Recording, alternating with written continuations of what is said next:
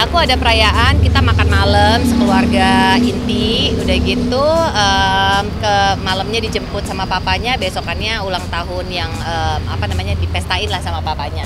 Aku sih cukup seneng ya karena itu kan bentuk dari perhatian dari papanya, which is kan selama ini mungkin yang biasanya ngatur arrange ulang tahun itu pastinya aku gitu. Nah sekarang dia yang arrange nggak apa-apa. Mainan sih pasti mereka mau mainan ya gitu loh, walaupun sekarang udah makin gede, lebih cenderung ke games di gadget, tapi tetap punya mainan tertentu yang mereka suka gitu. Iya nih anakku kan minusnya semakin bertambah, jadi aku pikir juga sekarang aku kurangin banget, sehari cuma bolehnya 30 menit. Kalaupun mereka mau banget tuh harus teleponin aku, mama boleh nggak kirim voice note segala macam, lucu sih, tapi ya nggak apa-apa. Kayaknya harus agak lebih ditegain kayak gitu kan buat anak, karena kalau dibiarin nantinya kasihan matanya tuh akan bertambah terus minusnya gitu. Enggak, serius enggak, karena memang berbagi. Aku juga memang ada rencana mau ngajakin mama aku jalan-jalan. Jadi memang aku udah langsung ngomong ke pihak dari dia mau dijemput kan gitu loh, mau ulang tahun sama papanya kan gitu. Jadi kita udah tahu lah pembagiannya, setiap kali ulang tahun pasti dirayain dengan aku dulu, habis itu baru papanya. Udah fine aja kok, mereka tahu kita berbagi. Aku nggak tahu ya kalau soal itu terkait dengan oknum dari sebelah sana gitu. Yang aku pikirkan itu cuman gini loh, intinya itu cuman perkara dia itu ingin mengundang teman-teman kelasnya, tapi tidak mau berkomunikasi dengan aku. Makanya dia cari cara, dia hubungin sekolah, dan dari sekolah tuh dengan segampang itu memberikan nomor guru. Dari guru memberikan nomor ke Korlas, akhirnya mereka bikin grup tanpa aku nih ya gitu loh, untuk undang si ulang tahun ini.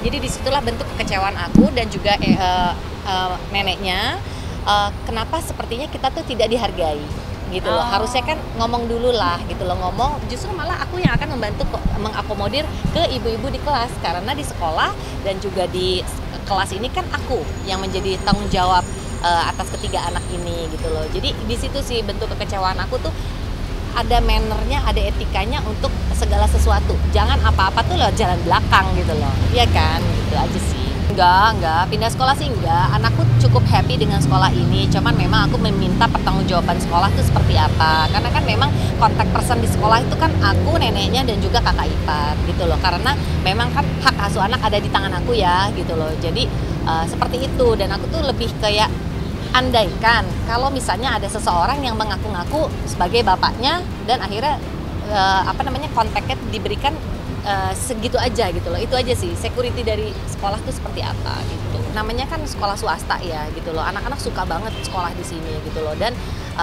aku sih cuman lebih meminta pertanggungjawabannya dia sebagai sebagai papanya, yang dimana dia itu masih mampu, masih sehat dan masih bekerja gitu loh.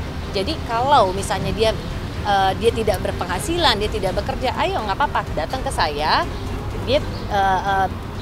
kita sama-sama komit gitu loh. Aduh, saya nggak bisa punya penghasilan di segala macam gitu loh. Tapi kalau ini kan ada gitu loh, ya kan? Jadi disitulah saya bisa menuntut haknya anak-anak yang memang harusnya itu dia penuhi dong, seperti itu. Bukti transferan itu kan memang ada yang bulan ya, itu nafkah dia bulanan itu hanya sekitar 10 sampai 12. Karena dia sudah mengeluarkan bukti itu, akhirnya aku juga speak up. 10 sampai 12 itu hanya biaya nafkah 6 juta dan sisanya itu untuk les anak. That's it, itu aja. Jadi untuk biaya cicilan mobil leasing itu jangan dia masukkan ke dalam biaya nafkah anak dong, bener gak gitu loh. Itu leasing itu kan itu tanggung jawabnya dia dengan pihak leasing. Jangan digabungin tiba-tiba, kalau digabungin 2 bulan ya pastilah jadi 40 juta kan gitu.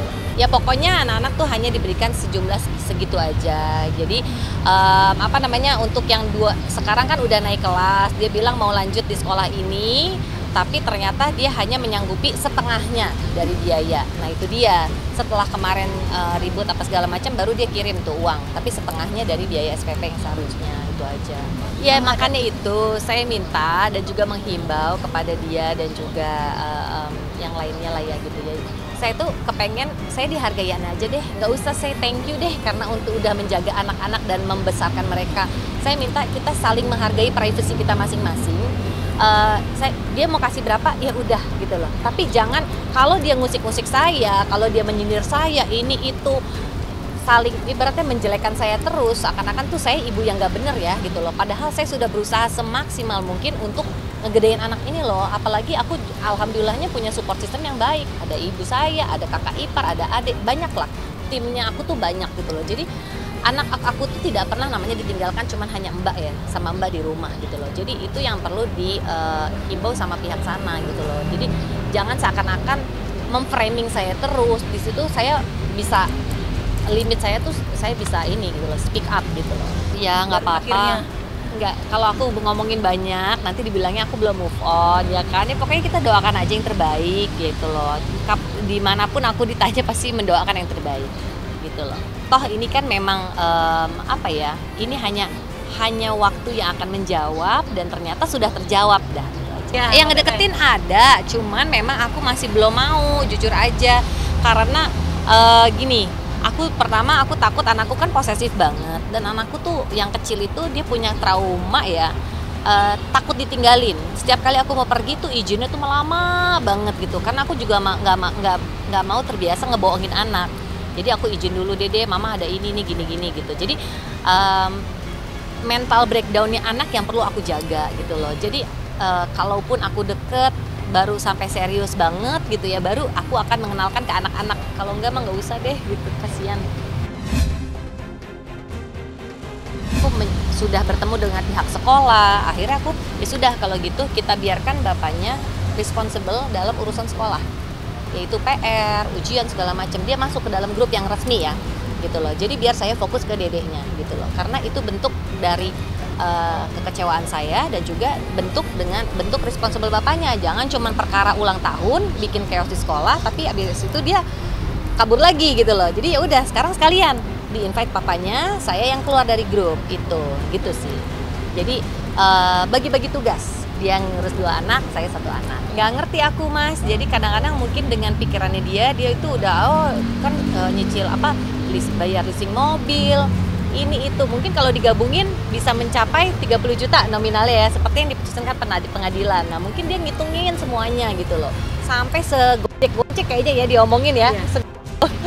Ya ampun, kayaknya nggak setiap hari. Anakku tuh makan sehari 3 kali loh. Kalau dalam seminggu dia cuma kirim makanan 2 kali, itu apakah bisa dibilang cukup? Kan enggak gitu lah. Udahlah, saya sebenarnya males ya kalau dia dibuka-buka gitu. Kalau saya buka bukti yang saya punya, maksudnya dengan dia transfer berapa, ini kan malu lah dia untuk sekelas dia ya. Kecewanya pokoknya lebih ke tanggung jawabnya dia. Kalau dia di talk show dia bilang anak-anak tuh prioritas nomor 1.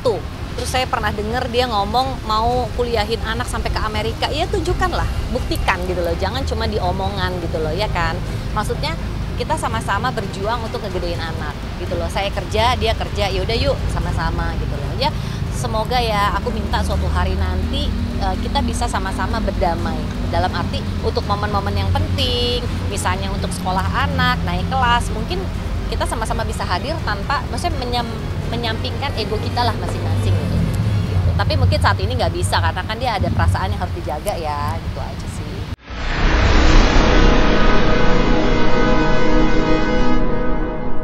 Jadi jangan lupa untuk subscribe Cumi Cumi. Ditekan ya tombol lonceng merahnya.